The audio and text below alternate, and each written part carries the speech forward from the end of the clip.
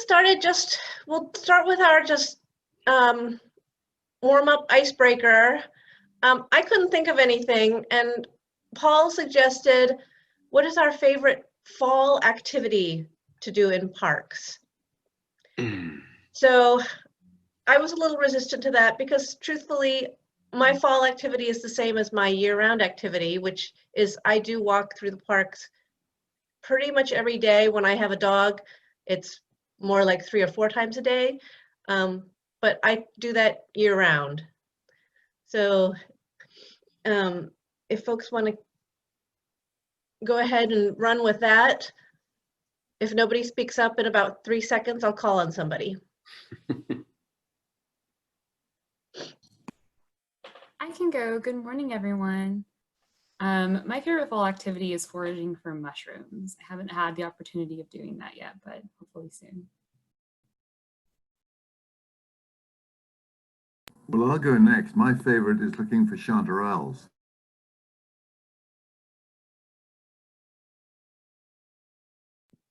What park are you finding chanterelles in? Well, not strictly in the parks, but on the fringes. Okay, I was gonna say, I want to know your secrets.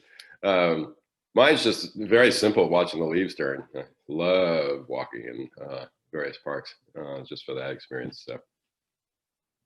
Yeah, I would say the same thing. And used to live near Laurelhurst Park, and I thought that was particularly beautiful in the fall. I've always loved hiking, and this fall I get to do it with my new puppy. So I'm really excited about that.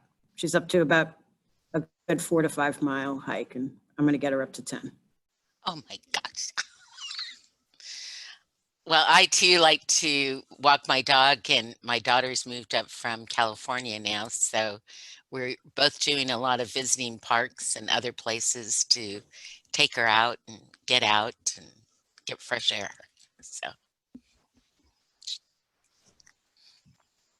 Hey, good morning. This is David. I'd have to say that my favorite fall activity in the parks is easily riding my bike through them. So whether it's Forest Park on a normal bike or maybe even Powell Butte on my mountain bike, I think I get to watch the leaves turn while I'm out there exercising. So I think that's fantastic. I've been spending a lot of time at Mount Tabor, running the stairs and then walking the loop at the top and watching the trees turn, and the views are just so great. And the park is always packed. It's just lovely. I love fall's my favorite season. I just love the smell of the air, or like walking through a park and smelling the foliage. Yeah. And it's walking for me as well. And it's easy to go an extra mile when the leaves are so beautiful.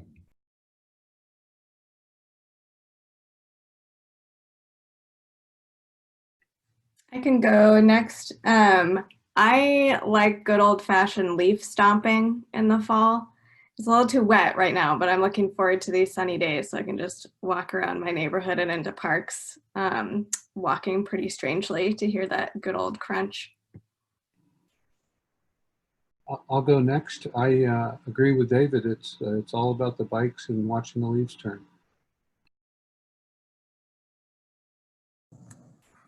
I enjoy going to our waterways and seeing the steelhead or salmon come up. If you're lucky, once in a while you'll see one in Westmoreland Park.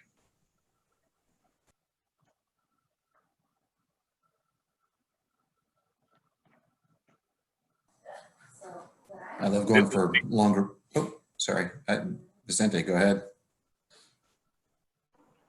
Claudio, all you, I'll go after.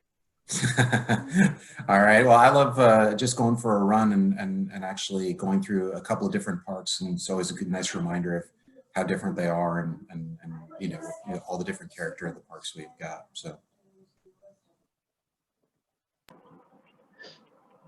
It's a combination of clearly bird watching, but the hiking that goes along with it.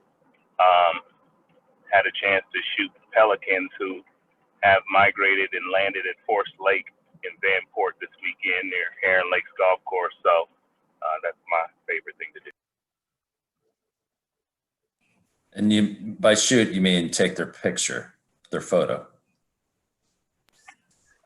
No, Todd. I have a rifle, and no. I have a Canon T6 camera and shoot, photograph.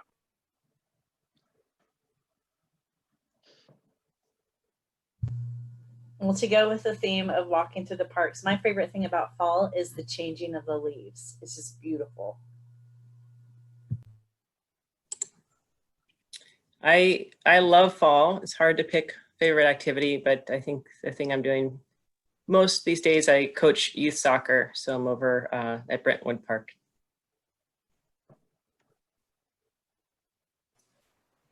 I'm surprised no one said anything about pumpkin spice latte. But I have to agree, I've always been a fan of stomping on the leaves as a kid, or walking down the sidewalk, and I just love the fresh, cool air after the warm days. So enjoying the transition of the seasons. This is Alejandro. I'm personally very partial to like a good hike in the rain or like a muddy run. It's just me.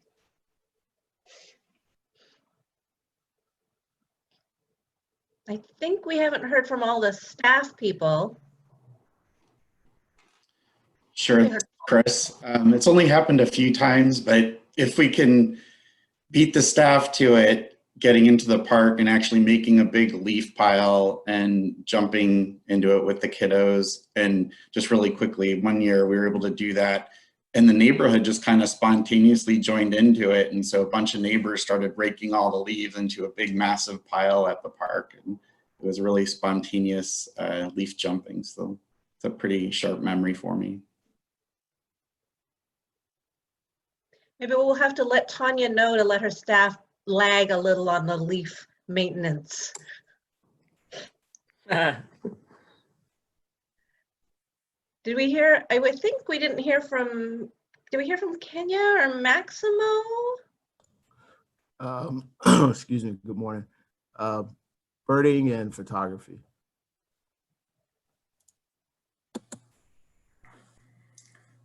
Hi. For fall, I am a tennis player by trade. And so I play tennis outdoors a lot during the summer, either at Gabriel Park or Grant Park or Irving Park. But during the fall, then with the weather, move indoors and play at PTC, which is open right now for some limited tennis play. Great. Thank you. I think we heard from everyone now, unless I'm just scanning our little Brady Bunch thing here really quick. Okay, so with that, our next order of business is to review and approve the September minutes. I hope everybody had a chance to take a look at them. And thank you to Brooke again, as usual, for putting those together and getting them out to everybody. Did anyone have any comments on the minutes? And if not, I will entertain a motion from the floor to approve. Move we approve the minutes. Thank you, Mike. I'll second. Thanks, Erin. And all in favor? Aye. Aye. Any opposed? Okay, motion passes, Brooke. And it looks like Juan just joined us. Good morning, Juan. Good morning. And Juan, we just went around the group and shared what our favorite fall activity is in the parks. We heard from some amateur mycologists who like to hunt mushrooms. We heard from a lot of people who like to crunch leaves in the park. A lot of people who like to bike and walk through the parks and admire the changing colors. What's your favorite fall activity in the parks? Oh, it has to be bike riding for sure. It's beautiful. I just came back from a 5-day bikepacking trip to Central Oregon, and it's just amazing. So grateful to live here. So definitely bicycling in the fall. even with the rain, I don't mind a little bit of rain. That's what rain jackets are for. Great, thank you. And we just approved the minutes from September, so if you're following along. Yeah, I was listening. Yeah. Oh, awesome, thank you. So with that, we can go into the director's report from Adina. Great. Good morning. Welcome, everyone. The Bureau monthly report was sent to all of you about a week ago. I hope that everyone had a chance to review it. And I just wanted to ask if anyone had any questions about anything on the report itself. I'm not going to go through each and everything. All right. Great. As you all probably know, because of all of the wonderful fall activities we just heard about, all of our natural parklands were reopened following a 2-week emergency closure due to fire risk. So that was very exciting to be able to go back into the natural areas that we all love. Also of note is the levy 1-pager and postcard were finally approved for distribution. The former has been distributed internally, and the latter actually is being mailed today, and it should be hitting the mailboxes over the next few days to 320,000 homes and businesses. So we're really excited about that. The fall budget monitoring, modification process work session is on October 20th. And the fall bump city council hearing is on October 28th. And if anyone is interested in attending those, we can get the YouTube links to you. As noted on the bottom of your of the agenda, I just wanted to highlight that the yard tree giveaway that Urban Forestry puts on is on October 24th and November 7th. And they to date have had a lot of success there. And then No Ivy Day, which is a volunteer opportunity in several parks throughout the city, is also on October 24th. So I just wanted to also note, obviously it's been in the news that the Abraham Lincoln and Teddy Roosevelt statues were toppled by a group of vandals on Sunday night.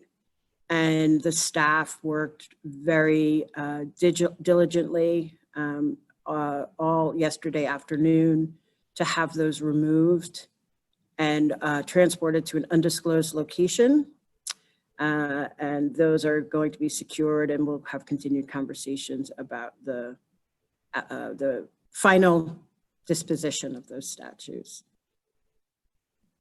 Does anyone have any questions? I have a question, if you don't mind, Adina. Not at all. Disposition, do you mean storage and then eventual return, or what is the thinking on those? Because disposition, the use of that term caught my ear, if you don't mind expanding on that a little bit. Well, I think it's a larger conversation. Maybe it's to be determined, which is. Yes, it's definitely to be determined. I don't foresee that they would be returned to those locations, and it would have to be a larger community and official, conversation if they don't get returned, what to do with those, the space, the bases were not moved, the foundations.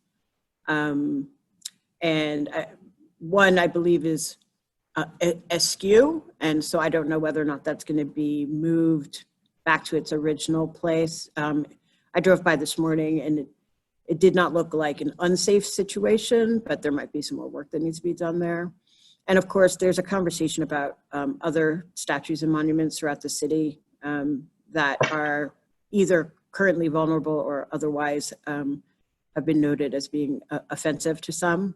So it's a larger conversation that's clearly not happening fast enough because people are taking it into their own hands. So our biggest concern is that there's, the safety concern. These monuments can weigh upwards of 6,000 pounds each. And so while this activity seemed pretty organized. You know, there's always the concern of somebody getting hurt.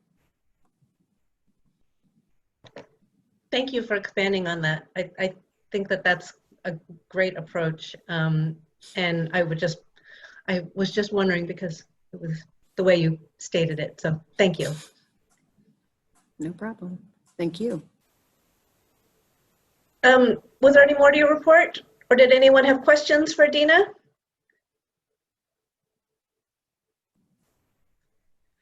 And it's my understanding there was a little bit of statue creation occurring last night. Is that, although that's not technically in the park, the in between Chapman and Lonsdale parks? I'm aware of the dismantling of a homemade statue. Oh, and okay. Tim just said that a new one was put in. Tim, you can get on the air if you have more information. Sure. Hello, everybody, and good morning. So once the original elk statue was damaged and removed for safety reasons, local activists and artists installed something called the Nightmare Elk, which stood for many months until it was recently stolen by a group of folks from Washington. And it looks like artists installed a new Nightmare Elk last night. So there is another elk not in a park, like Bonnie said, but in between Chapman and Lonsdale on Portland Water Bureau kind of property. So that's what's out there this morning. Thank you, Tim. Any questions for Dina or Tim? Okay. If not, we'll go ahead into our committee reports. Starting with community development and Tamara. Yeah, thanks, Bonnie. So over the past few months, it's felt like probably a day and years at the same time. Alejandra and Pune and I have been talking about how to host a larger discussion, and just given the capacity of folks and with everything going on, we thought it might be best to shift towards equity and policy as kind of the framework for this group, and thinking about how that intersects with community engagement and community development. So we would like to host a larger discussion with more folks to share openly and develop kind of a shared language around these concepts.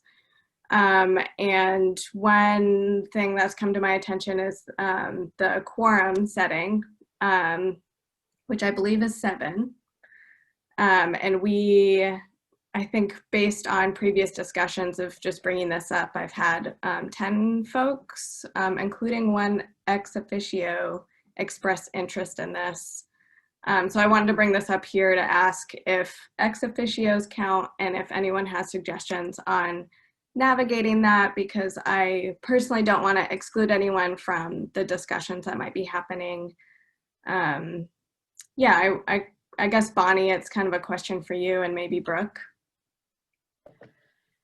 Yeah, so, Brooke will correct me and maybe others who, so my understanding, I think that it's important to have the types of discussions that you're talking about. And we plan to have one that touches on many of those topics today when we discuss the affirmation of equity. And we're going to do that obviously as a full board, but in smaller breakout groups. But I think, my understanding of having the working groups and having them not meet a quorum, the purpose of those is to delve further into specific topics.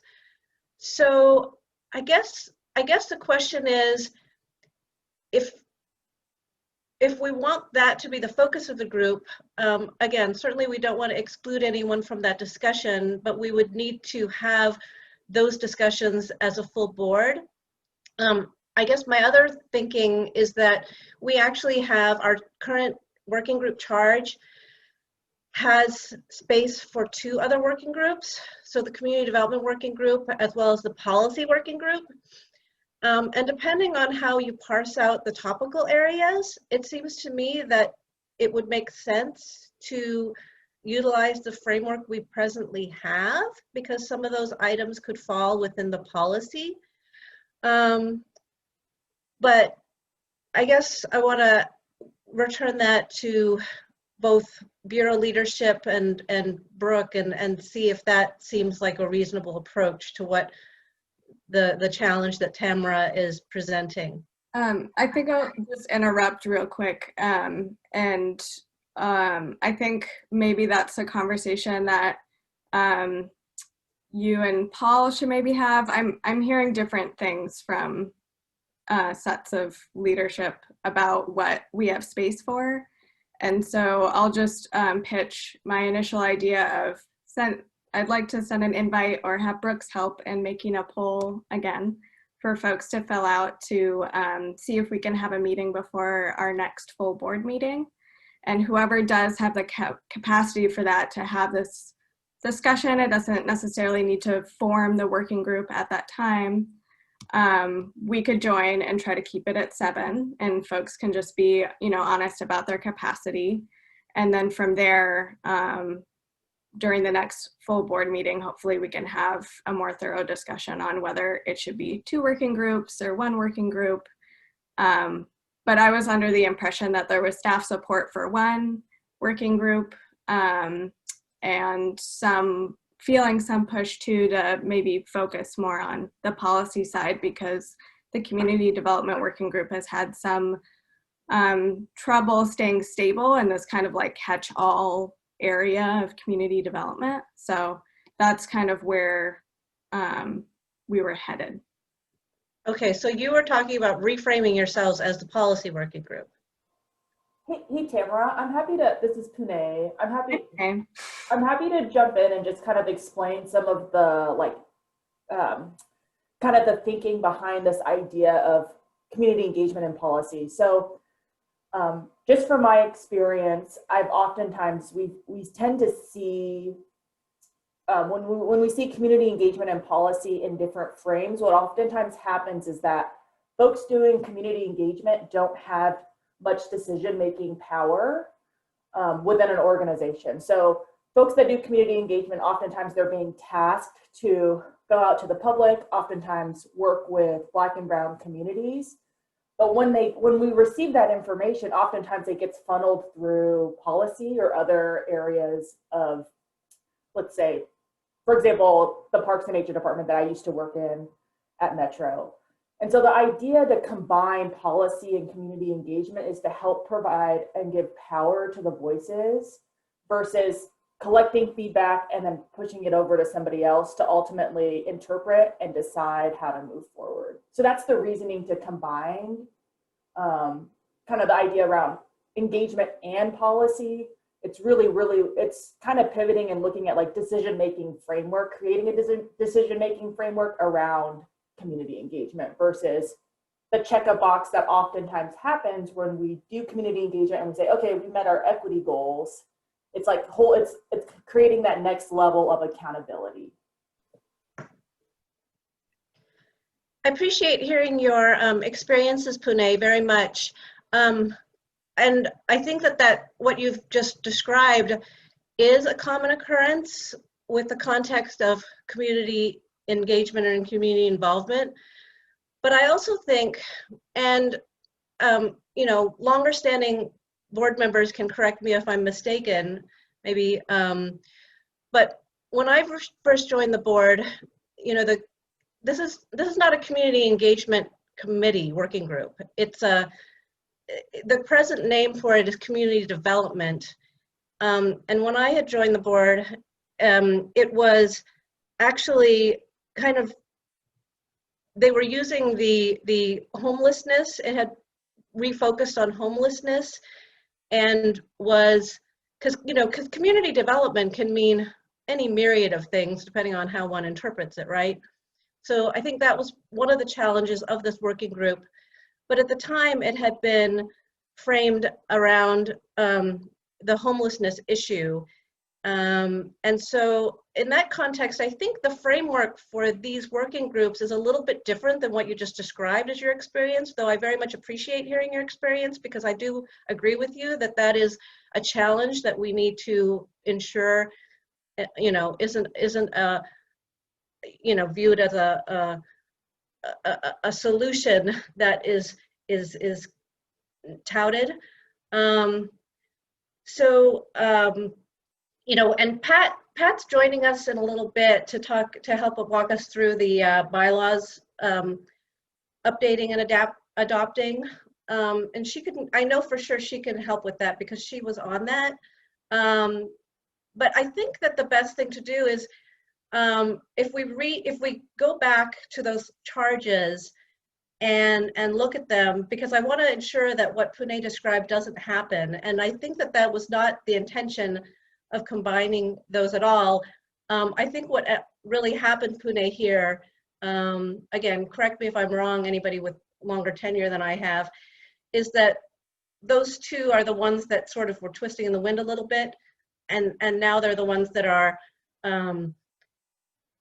that we're trying to sort of see if we can resurrect, and that's the present framework that we have. So I don't know if anybody want to can bring up though that the structure of the working groups, I think, was just created in 2017 or 2018. And before that, there were several iterations of subcommittees and working groups. And so I do think what probably makes sense is to examine what we might want or need now out of those groups versus spending a whole bunch of time thinking about, well, why were they created? More like, what kind of groups do we need right now? And what's the work that those groups can be doing? So I just want to add that in there for thinking about those groups going forward. These groups are not, they're created by us, right? And they were created by a group of board members just a few years ago. So there's always the possibility of reimagining them. I did put in the chat what I found from the website, if that's helpful, but I just wanted to add that thought. Thanks, Erin, for pointing that out. And I think this discussion has come up and gone away. And I will point out, Bonnie, I have also been on the Community Development Working Group since you started as well, and been engaged in the work and how it's formed and changed. And I think this is definitely an appropriate route, and I really respect Pune's insight on what she's kind of dealt with and seen in her work and in her field. So I guess the point of this was not necessarily to ask for advice on what the working group should look like. I think that's more for that other discussion where folks can, you know, opt into talking about what this could look like and developing that shared language. I think that's probably a more appropriate setting to talk about this further. But I think this is all to say, folks, definitely look for a poll from Brooke, and we're going to do our best to keep it at 7. Oh, it's 8. And can someone clarify if ex officios count in the 8 or not? So it looks, yeah, so it's only voting members that count towards quorum. Yeah, and just to clarify too, Tamara, what Brooke said is quorum is 8, ex officio members non-voting do not count. So that means you have to stay 7 or under. Once you hit 8, you've got quorum. So just to clarify that. And thank you, Patty, for also providing the initial stimulus for that working group was the impact of homeless people. So it's not again, you know, just to parse what Pune was saying, it's not a community engagement group. It was about that topical area. But again, I think Erin's point that we all agree with is that, you know, it was created by the board, and we need to ensure that it meets the needs of what the board needs to address now. So that sounds great, Tamara. So we'll all watch for that, the poll and invitation. Anything else on that? Anybody? Or Tamara? Bonnie, this is Adina. Tamara, it would be helpful to have maybe a manager join you in this initial discussion so that we have a sense of what direction the committee's going to go in, so that we can assess how we can best support the work moving forward. And I'll also note that not so much a concern, but more that I'd be interested to know, because the Parks Board exists as an advisory board, just how this work's going to intersect with the Bureau and the staff and our work versus the Parks Board work. So if you could just, we don't have to get into it now, but maybe we can have another a conversation so that we can support you in the formation or reformation, refinement of this working group. Yeah, thanks Adina for pointing that out. In the past, so for the past year or so, the Community Development Working Group has mostly been looking internally at the board and kind of working within our own infrastructure. And I think that was largely because there was, I think as you've mentioned, Adina, there's some staff turnover, and it was, with instability, we kind of try to gather together to build our community. So that's what we were focusing on. And I see now, looking more external, especially with everything going on. But again, we haven't really set anything in stone, considering it's just been the three of us chatting mostly. And so I'd like to definitely hear more from other folks on the board, but thank you for bringing that up. And I'd also be curious to hear your suggestions in terms of management. And yeah, maybe we or with whoever you suggest can talk offline about what seems most appropriate for this first meeting. Sounds great, thank you. Yeah. And last thing, just Pune or Alejandro, if you have anything to add that I missed, feel free to jump in. Otherwise, that's it for the update. I have nothing to add. Thank you so much, Nora. Thank you. Mike, how about an update on the Financial Sustainability Work Group? Sure. Thanks, Bonnie. So this is a relatively quiet time right now as it relates to this year's budget and next year's budget. So our working group right now is kind of using this time to educate ourselves a little bit further on various parks-related financial approaches and methods. Last week, staff gave us a good overview on parks cost recovery policies and the philosophies related to kind of which service categories get supported by tax dollars versus those that are funded by other earned revenues, such as program fees and donations and such. We also had a really good conversation around the topic of scholarships for fee-based activities that require registration, as well as some of the other access models that are being used in pretty limited situations in other cities around the country. And this would include access models, things such as discount cards, extended free programming, and sliding scale programs. These are used pretty limited, but there are some use in other cities around the country. Just a couple of notes as it relates to scholarships in Portland parks. It's important to know that these scholarships have no funding source. So to the extent that granting scholarships are granted, that results in foregone revenue to parks if the assumption is made that those receiving the scholarships would have paid for the programming absent of scholarships. And just to give a sense of scale, in fiscal year 2018 and 2019, there was about $600,000 in scholarship discounts awarded to about 4,000 individuals within the system. In the coming year, Parks is going to be testing a pay-as-you-go pilot program, and it's going to be for use with their virtual programming. And the way it's going to work is classes are going to start out at a pretty low price point, at about $15 at the low end. But participants have the ability to select a lower price point. They pick from a number of different lower price points that better fit with their financial situation. And then the program's also going to allow individuals to contribute more than the $15 if they like to help provide access for other families that might have greater need than they have. So that's kind of what we've covered. Our next meetings, we're going to get really deep into the weeds on financials. So for some of us, that's going to be really interesting. And that's kind of where we stand right now.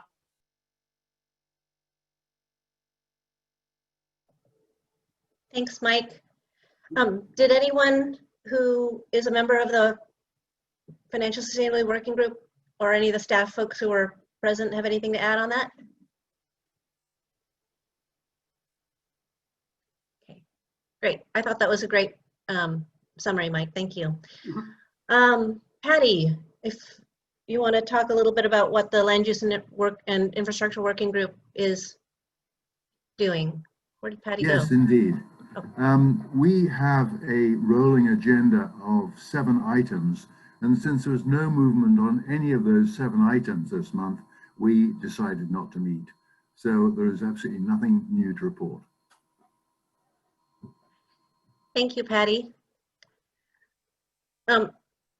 Any questions or potential rolling agenda items to add to the Land Use and Infrastructure Working Groups from the floor?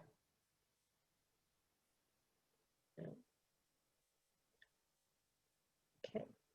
If not, so I'll report on the process improvement ad hoc committee. So as you all know, the Parks Bureau and the Bureau of Environmental Services are meeting and have an effort to improve the tree planting process. The 2 bureaus together put together a group of advisors, of which I am one. We had a series of 3 meetings. We just had our 3rd one at the end of September. And Jennifer Allen from Portland State and Vivek Chandas, who's the chair of the Forestry Commission, sort of head up that effort on the community side. And we had a really good discussion at the last meeting, talking about the shared values of the 2 bureaus, ways to decolonize the system, and a lot of discussion on what the correct metrics are in terms of measuring success from the tree planting program, not just the number of trees, but things like disparity in tree canopy, and even looking at some parcel-based data, which is definitely available. A few of the issues that came up were, there was a lot of emphasis on improved outcomes for folks of color and low canopy neighborhoods, and to ensure that the planting programs align with other goals, so integrating outreach and policy and workforce development, things like that, and to ensure a seamless connection to the community partners. But one of the things that came up as we were trying to sort of close it out was the discussion of community outcomes, which of course are laudable, versus a more community-centered approach. And the very real question, I think, of, you know, what is the correct forum for continuing these types of discussions to ensure that cross-bureau integration happens, yes, but also ensures that the community is engaged in a meaningful way for all those efforts. So that's something that we, as a collective, sent back with staff. So hopefully that discussion will be ongoing, because, you know, the process improvement project, you know, the tree planting was the first aspect that kind of got the spotlight, but we're hoping that that continues as the process improvement continues. So any questions on that, or was there anything that, I don't see Jen today, but anything that, I guess Todd is president, those that you wanted to add, Todd, or any questions from the floor? I am here, just so you know, Bonnie. Oh, I'm sorry, Jen, I totally missed, we didn't hear what your favorite fall activity in parks was, so That's okay. Hi, Jen. Hi, I'm sorry, I had to be late, I had a conflict. And I'll turn it over to Todd, though, for comments. Thanks, Bonnie. Thank you. And sorry to miss you, Jen. I'm guessing, Jen, something about the trees, Jen's favorite activity in the fall. I have a feeling, just a hunch. So that was great, Bonnie. And we'll, Jennifer Allen, I know, is working on a summary write-up with Vivek that I believe Jen, Don, and I will review, and it's going to be going out to all the community stakeholders for review. So I think you should be getting that probably in the next week. And then maybe next board meeting, that's something that can be shared. Perfect. Thank you. Hey, Bonnie, sorry, this is Pune again. I just have one quick question. Yeah. So you talked, in your summary, you talked about decolonizing. Can you talk a little bit more? Are you talking about decolonizing the landscape, decolonizing the process? Can you just share a little bit more of the intentions behind that? Yeah, absolutely. Thank you.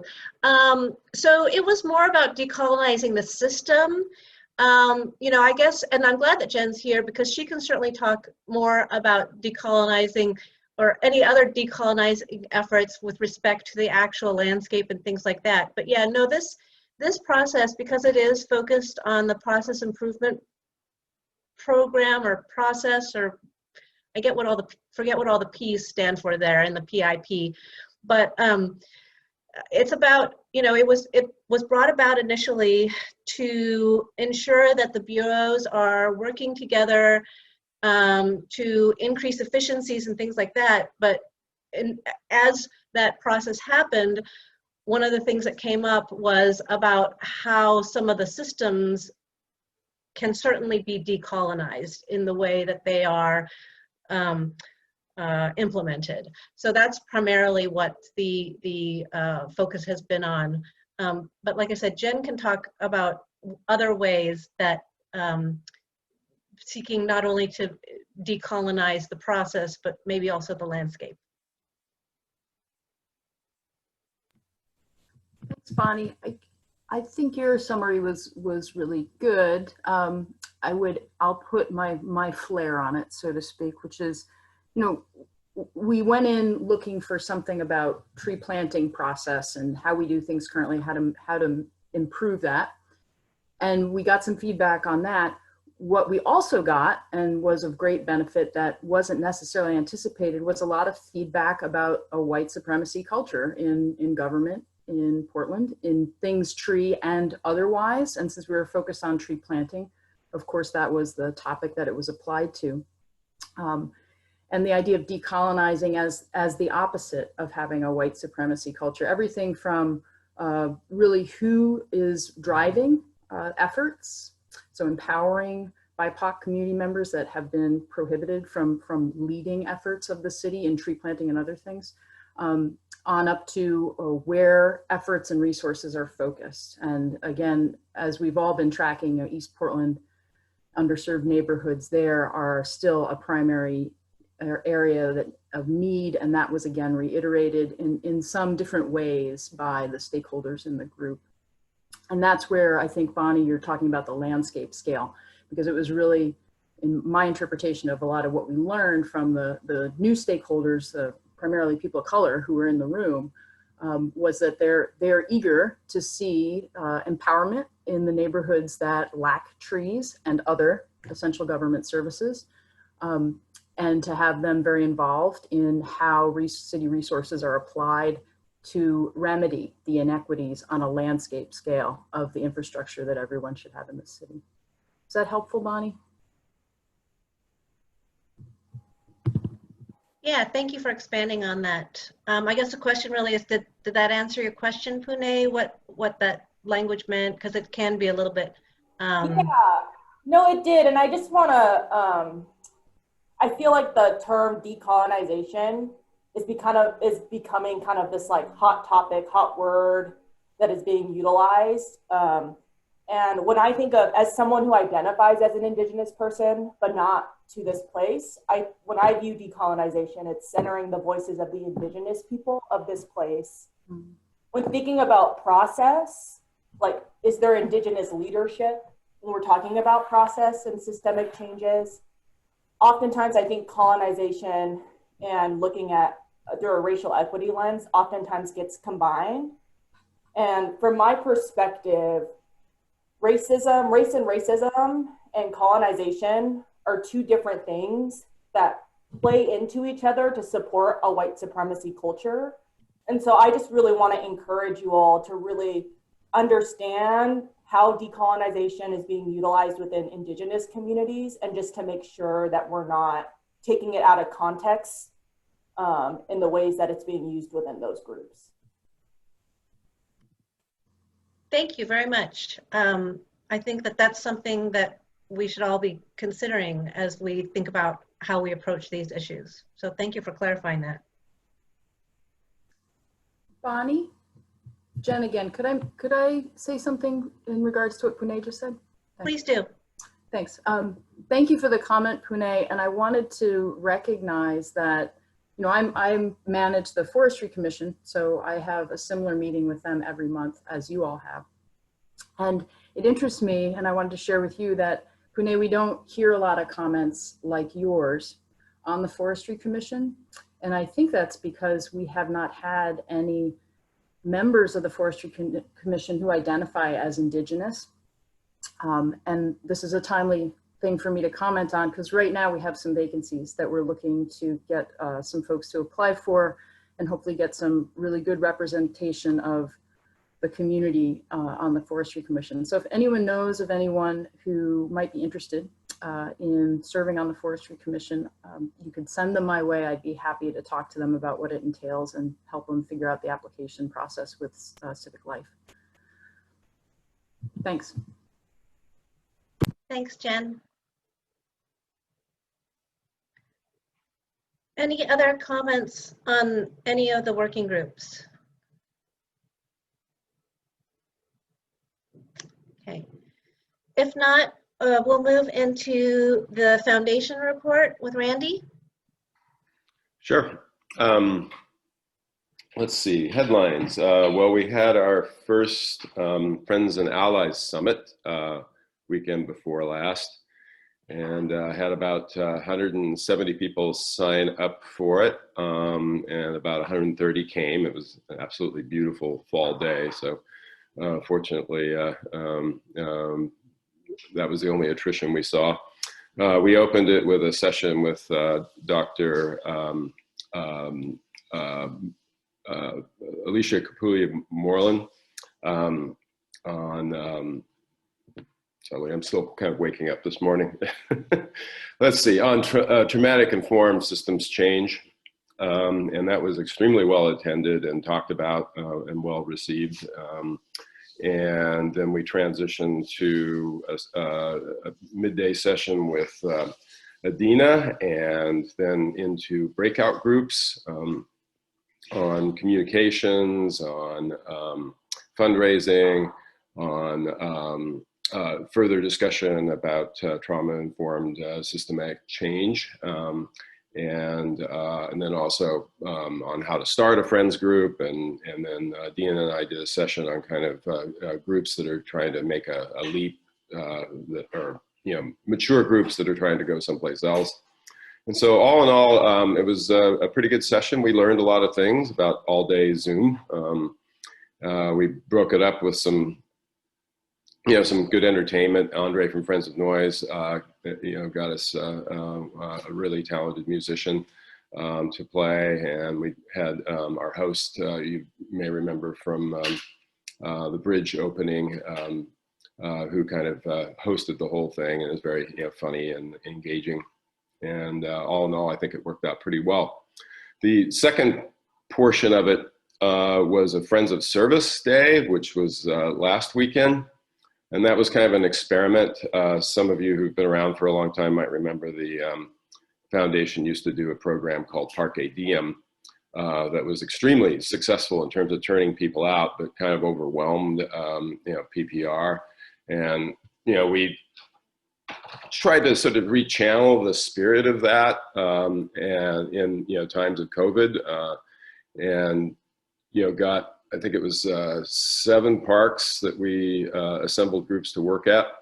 And there was a little bit of attrition there. More people, a few people showed up than signed up. But we learned some interesting things from it, and we think it has legs as a program of thinking about a more focused approach to Parque Diem. And so we'll try some stuff in the spring with that. But all in all, I think it was a success for our first foray in such a thing. The one thing that's been a little bit perplexing for us, I think, you know, has been, we've written approximately 5 grant applications to fund this as an ongoing program. We would like to do 2 of these Friends Summits a year.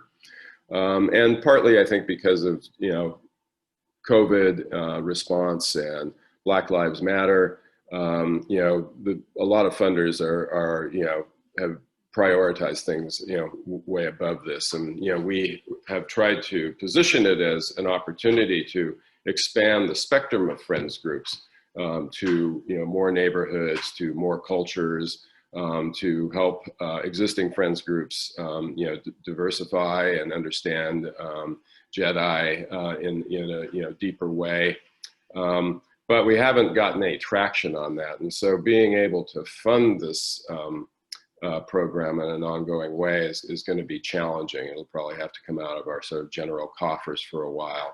But if any of you have thoughts, you know, about people we might approach for, you know, funding this program, I would certainly welcome them.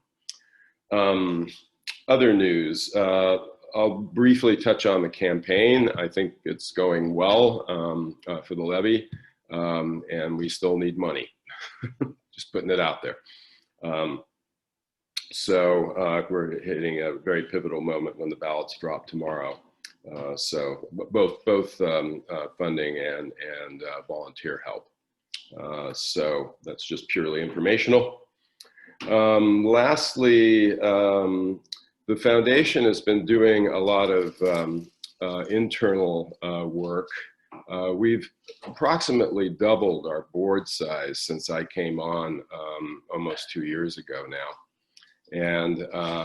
And so it's a lot of great talent. I think it's probably easily the strongest board that the foundation has ever had, and reaches into, you know, across the spectrum of communities. I mean, from a fantastic representative from or employee for Nike, who's helped us a lot in terms of thinking about, you know, kind of thinking about our brand image and our mission and vision statement, to the city's creative laureate, Suba Ganesan, you know, and so it's just, you know, an awesome board. And so we spent some time this what is it now? Summer and fall, looking at our vision and mission. And so we have actually sort of renovated that. I'm going to put both in the chat box here. And just for you all to, you know, take a look at, kind of see where we're standing these days. We've done a lot of work in terms of really thinking about how we want to proceed. Next year is our 20th anniversary.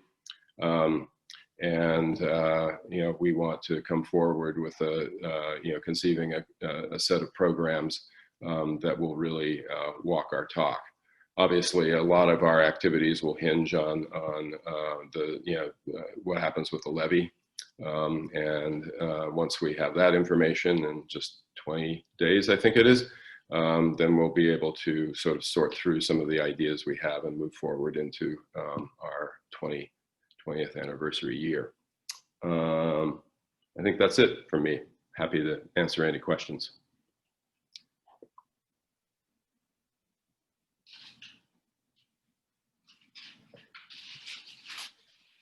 Thank you, Randy. Thank Nobody you. had any questions for Randy? I don't have a question, but I'll just add Randy's update about the campaign that the scanner endorsed the Parks Levy this week. Yes, I've been seeing lots of organizations with their endorsements rolling in, so that's good. And I believe Oregonian and Willamette Week dropped tomorrow. So those will be sort of pivotal moments. Thank you. We'll watch for those. Okay, so our next agenda item is just to revisit the board meeting schedule. I think after Brooke's second reminder, I think we got a lot more participation in the board poll. But it looks like potentially this 8 to 10 time is still a top time, although it looks like Thursday may actually be in the running for the top spot. But if you haven't already participated in that poll, please do. And also staff too, please feel free to chime in, because as you know, when we try to have meetings at times that aren't convenient for you, then that is problematic for us as a board as well. So I just encourage everybody to do that. I'm not really sure why I have 15 minutes to talk about this. I'm not going to take all 15 minutes.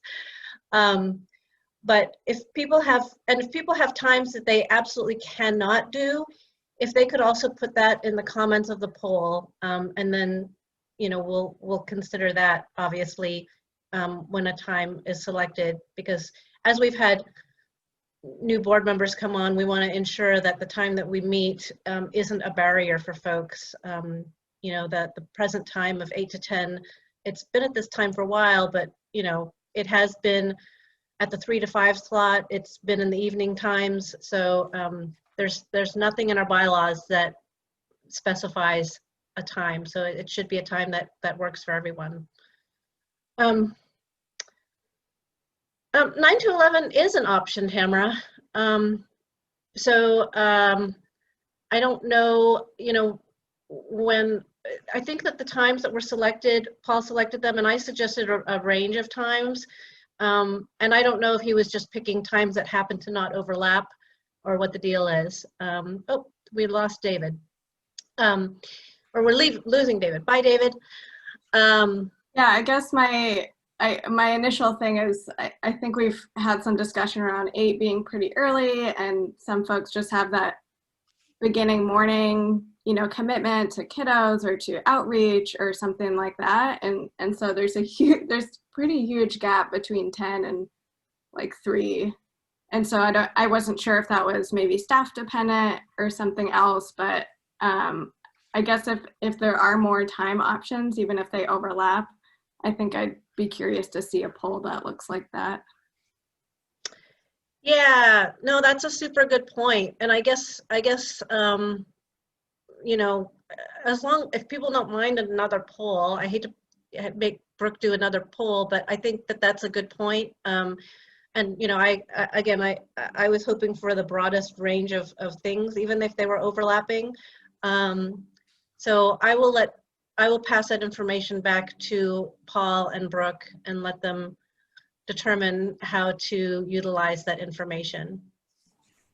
And I'll also add that, sorry, this is Adina. I'll also add that while the poll was sent to the entire Parks Board listserv, which includes the senior management team, it was not explicit that the senior management team fill it out. And I think that you would find different results, you know, especially for outside of the traditional work hour pieces. So, and we're still struggling with reduced hours, whether it's furlough or childcare. And we're about to implement a safety net ordinance, which will allow for further reduction in hours. So it'll get a little dodgy on our end. Right. Yeah, no, thank you for that, Adina. And that is, again, that's exactly why we wanted to ensure, and we have had that issue before too. Maybe Brooke, when we want senior staff to participate, we've had an issue of them not participating because I think it's to board members, maybe explicitly calling out, hey, staff, please participate, kind of thing, would be good. So. Yeah, just let me know when you want to include staff in those kinds of things and I can do that. Yeah, okay, good. Great, thank you. Any more comments on that? It looks like Pat just sent me a text. Is I'm she here. on? I'm on. There she is. Hi, Pat. So we're moving into the approval of the board bylaws. And I think at this point, my understanding is we've got our edits disaggregated into the ones that we can vote on ourselves as well, and then the ones that we cannot take unilateral action on have been separated. But Pat, you want to give us the rundown, and then we can have any discussion that is available and then vote on that? Sure. I think from the board's perspective, we should approve all of the changes, including the changes that have to be further approved by the city council.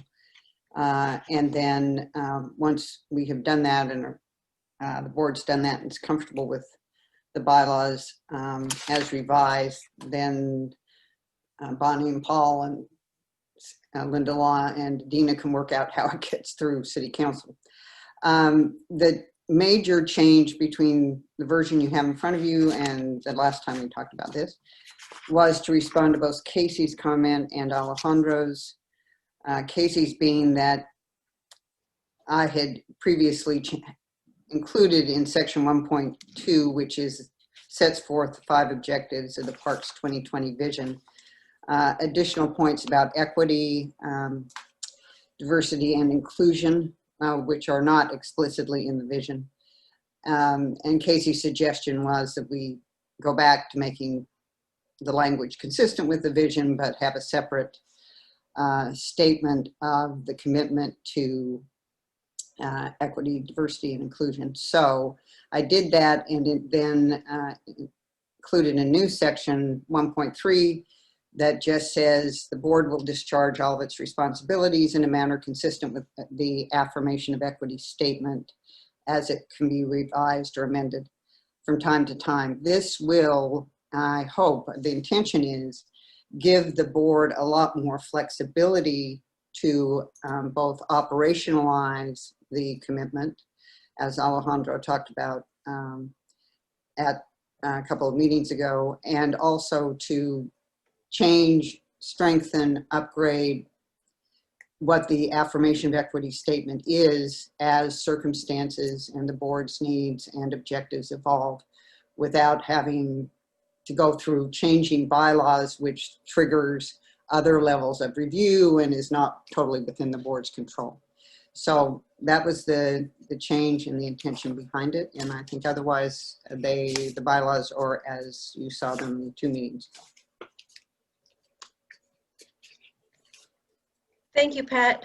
Yeah, and I want to thank Casey for pointing that out to us. And then it gives us a great opportunity to revisit that affirmation of equity that we have in place. And that'll feed into the small group discussions we're going to go into here shortly.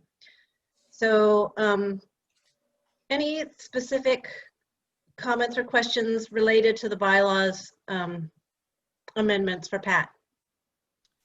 This is Casey, and I appreciate everything Pat's done, both to the point of my comments and then thereafter. I had another issue that I raised back then, and I'm going to point it out now, but I think in my mind it's resolved, but I wanted to tell everybody how it was resolved, at least in my mind, not to listen to me speak. The issue comes up about reports from ad hoc working groups to the chair, and there's an issue regarding transparency. Because in one section, it's 4.2.c.4. Reports by the working group goes to the chair, and then it's the chair's decision whether to disseminate it out to the members of the board or not. I had an issue regarding transparency originally about that, but after I reread it, I note that members of the working groups have to be members from the board. So if there's an issue regarding dissemination of the information that's provided to the chair, and the chair just initially decides not to disseminate to other members of the board, members of the working group can raise the issue as to whether it should be disseminated. And it's kind of the fight between not providing board members with too much stuff, just stuff, versus making sure everything that should be raised is raised. And I think at the end of the day, the wording in the paragraph satisfies that balance. But I did want to raise it. And Casey, I think you're right. We are trying to achieve a balance and give the working groups the flexibility and be consistent with open meeting laws, which makes achieving that balance in explicit language more difficult.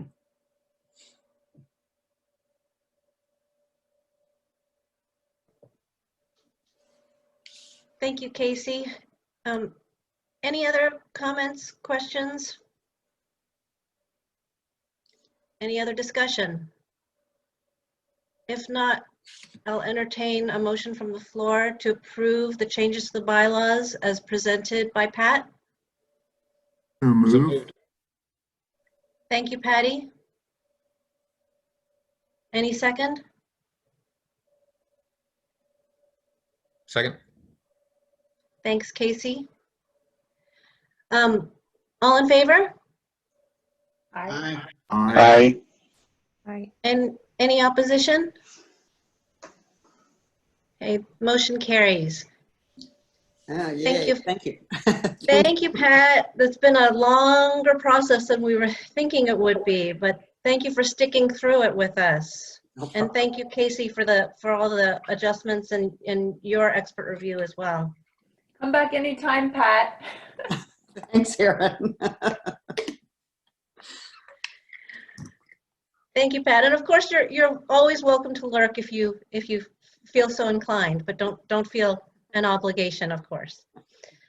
Okay, with that, we're going to move into that discussion of the affirmation of equity that we talked about. And I think Brooke is going to disaggregate us into smaller groups, which will have board members and staff, I think. And I think that do we have 2 groups or 3 groups, Brooke? I had initially 2 groups. So one group Okay. with you, Bonnie, and another group with Erin and Jenny. Okay, that sounds great. So if somebody in my group can volunteer to help me kind of be the scribe and note taker / reporter, that would be great.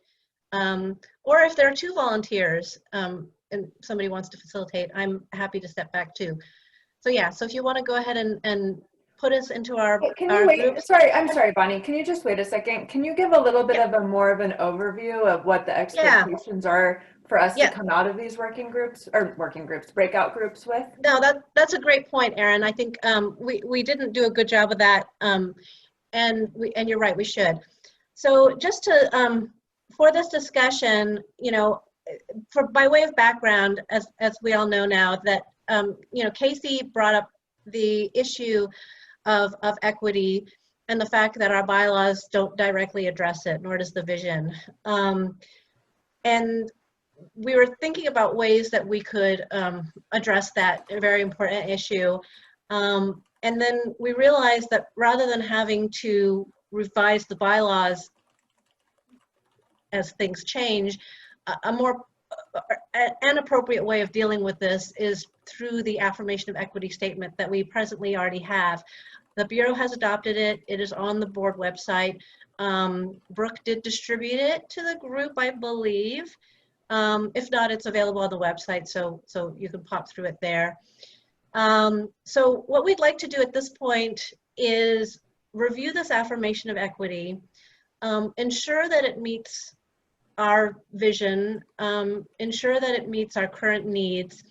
And my belief, and Adina or somebody correct me if I'm wrong, but it is the affirmation of equity of the Bureau, not of the board, although the board has adopted it as an advisory board to the Bureau. So at this point, we're just discussing it in that context. Sorry, can you say that again? I believe it's the board's affirmation of equity. That's when you read it, Oh, it it very is. much seems like it's a board. Yeah. Okay. All right. So it's the board's affirmation of equity. So my mistake. So it is a board adopted document. So it's not the Bureau's. So yeah, so and as such, you know, we can revise it or change it in whatever way we feel is necessary. So that's the purpose of this discussion. I think, how much time do we have for it? Sorry, you guys. So we actually have more time because we're ahead of schedule. Okay. So it is presently 9:11 by my clock, and we want to leave just about 10 minutes at the end to talk about any November agenda items that folks may have had, or just to wrap up. So by my count, that's about 35 minutes, 40 minutes.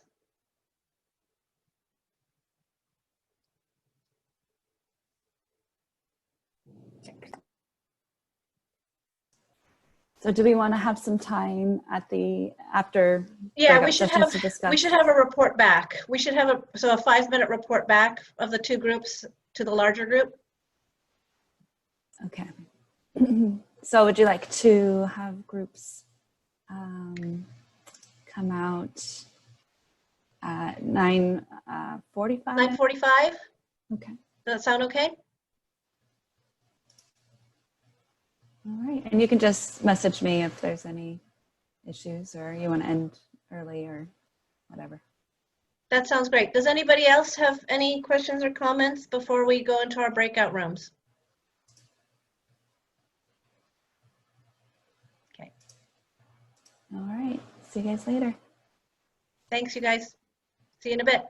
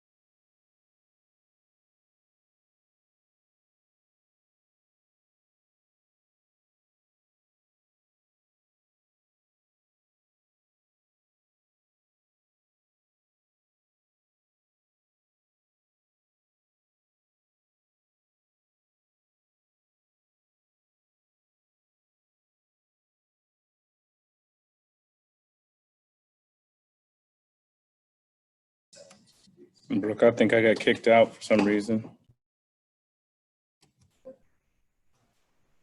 Okay, well, we're wrapping up. Do you want to jump back in or? Nah, it's just, I mean, it's only like 2 minutes probably, so. Yeah. I think we're. 16 seconds. Okay. Sweet. So you just hang out here by yourself and everybody else? Yeah, just monitor the time and check my email. Just in case anyone gets kicked out as well. Yeah. Welcome back, everyone.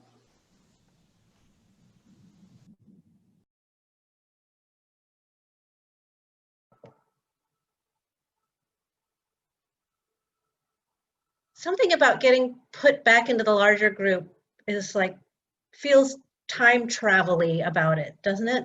So welcome back, everyone. So I hope you guys, the other group had a good discussion. We had a really good discussion in our group where we did some reading aloud, interrupted reading aloud, and had a really great discussion. Folks in my group had lots of good commentary and improvements to be made on the statement. And thank you, Tim, who volunteered to take the notes and to report back. I don't know who's reporting for the other group, but I'll let whoever that is arm wrestle with Tim about who wants to go first and who wants to go second. That would be me, and it doesn't matter to me at all. My mic is on, so I can just go. Okay, so our group had a really great discussion, and I just want to invite anyone that was part of our discussion to jump in at any point or when I finish.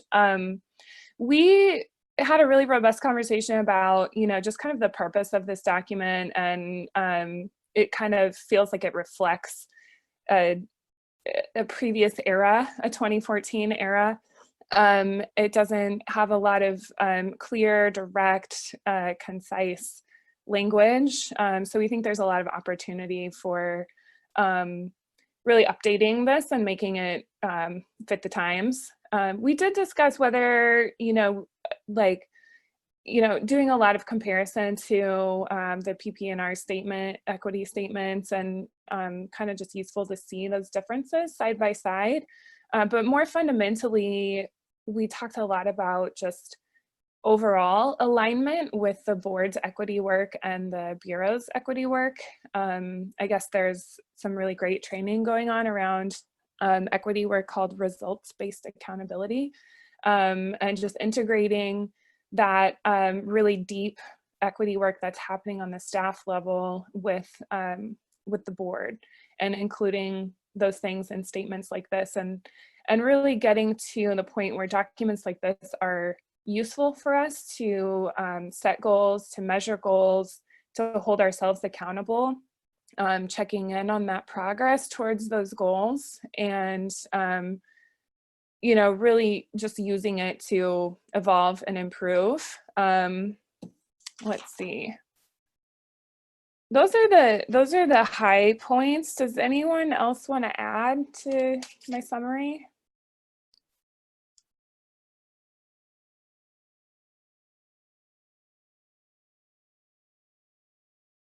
Did I really do that good of a job summarizing? No one has anything else to say.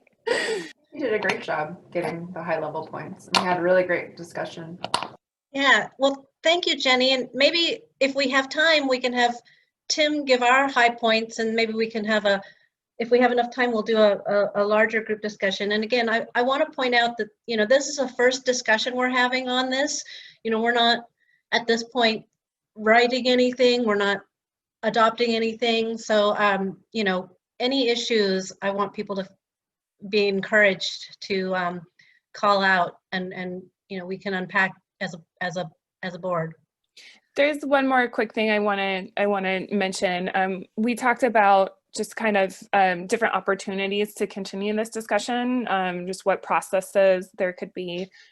So getting report backs from staff about results-based accountability to our group, And then also possibly using the community development committee. Tamara was talking about earlier, wanting to focus on equity policy.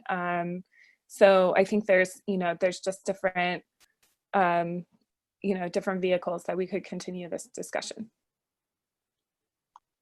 No, that's great. And I'm curious, I'll give Margaret a heads up because I'm interested to know on the staff side, and I'm thinking Margaret's probably the right person, but if not, she can toss a baton to somebody else. But maybe after Tim gives our rundown on the other group, maybe Margaret can talk about the recruitment staffing side a little bit if she has a minute.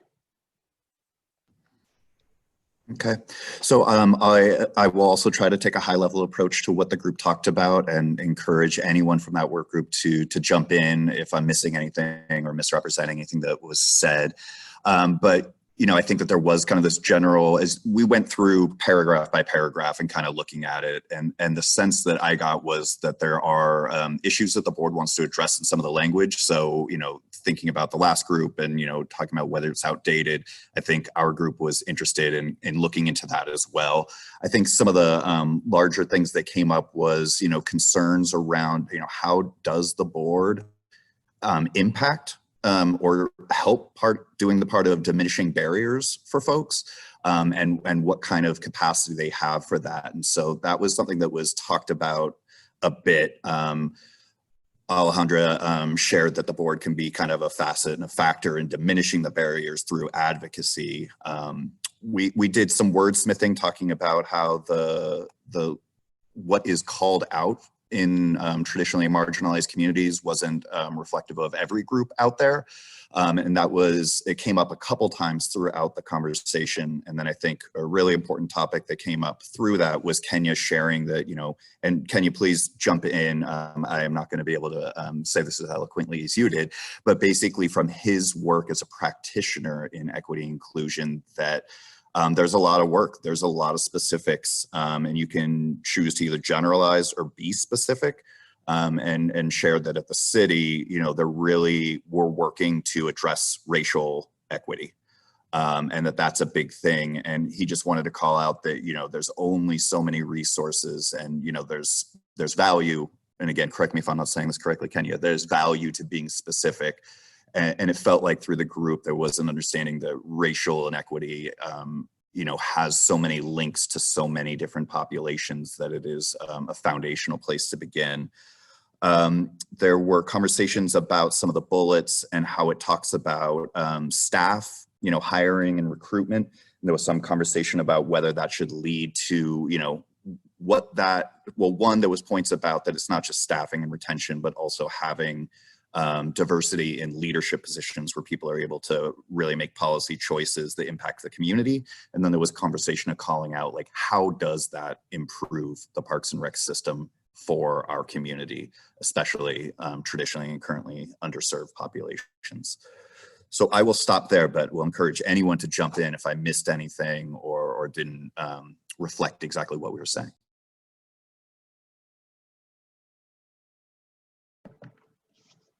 Oh, thank you.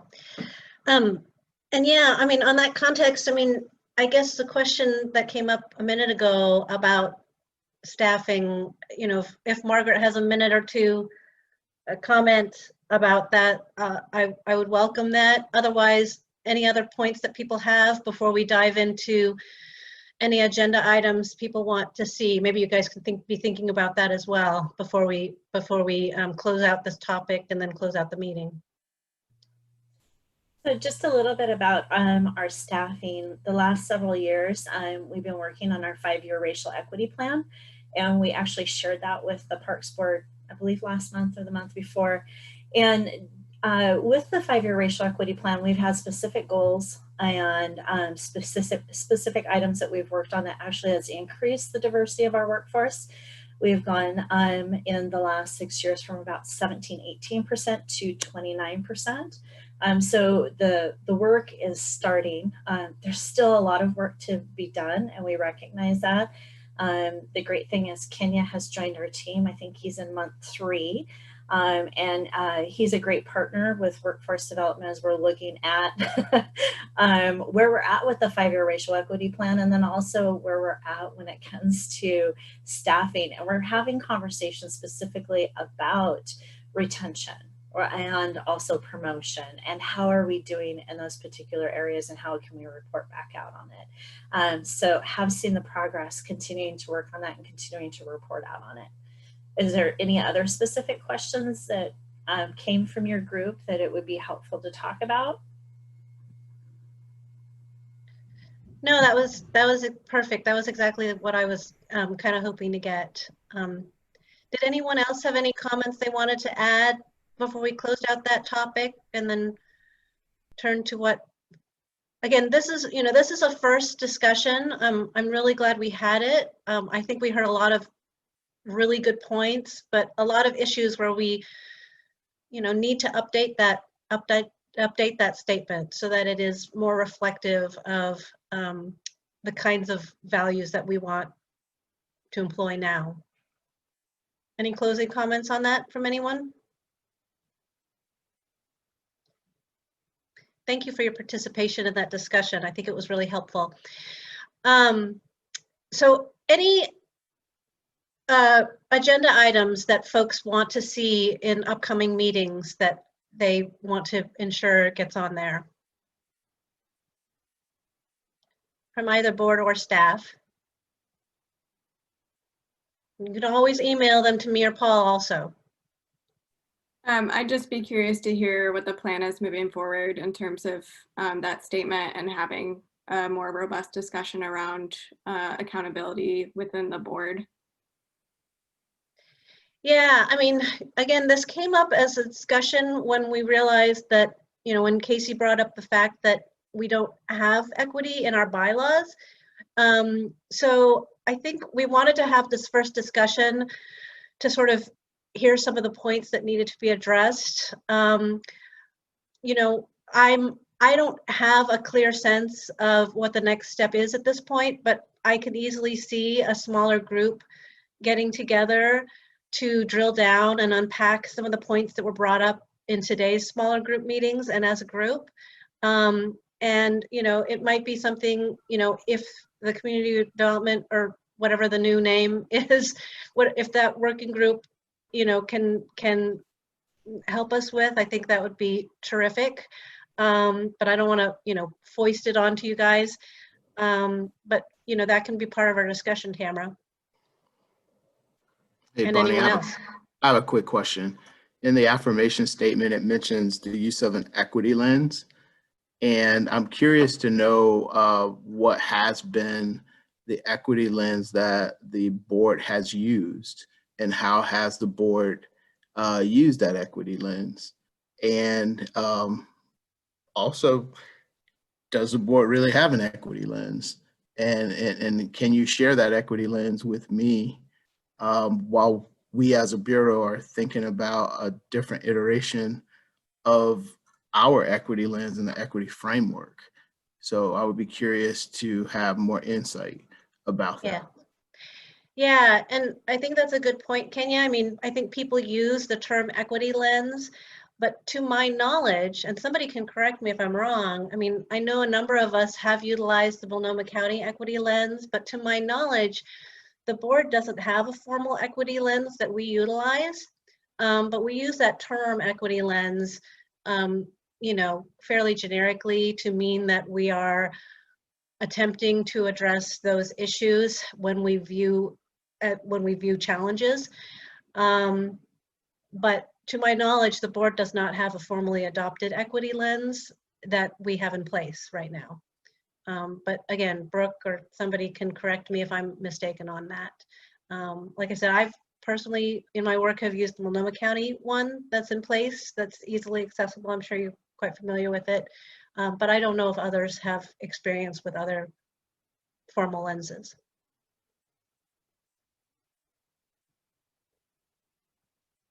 Yeah, and Brooke is confirming that she's not seen a board-specific equity lens. Okay. But that may be something that we also consider as we adopt, as we update the affirmation of equity is, do we want to adopt a formal equity lens? Okay, any other comments or issues that you want to bring to the order? Otherwise, I think we have come to the end of our agenda and to the end of our time together. If not, I will thank you all for your input and the really great discussion on the equity affirmation of equity statement. And if you haven't filled out the scheduling poll, please do. And like I said, we'll have, I'll mention to Paul the issue of the non-overlapping, less early morning time. And we'll see how he and Brooke want to address that. So thank you. All right, we're adjourned. Thanks, guys.